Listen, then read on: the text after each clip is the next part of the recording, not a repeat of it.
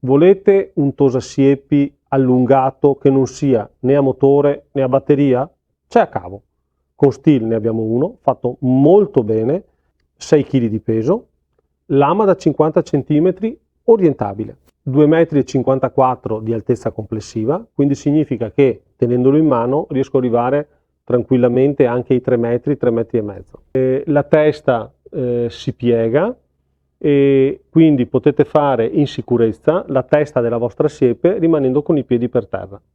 600 watt di assorbimento, che sono molto pochi, e quindi ho uno strumento estremamente valido, relativamente leggero e con un'autonomia infinita perché è in funzione del collegamento con il cavo. Quindi basta una prolunga molto lunga per poter andare in qualsiasi zona del vostro giardino e poter tagliare come più piace a voi.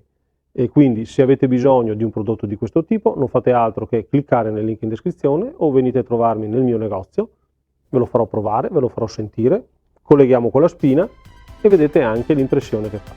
Quindi a questo punto ciao a tutti e buon taglio elettrico.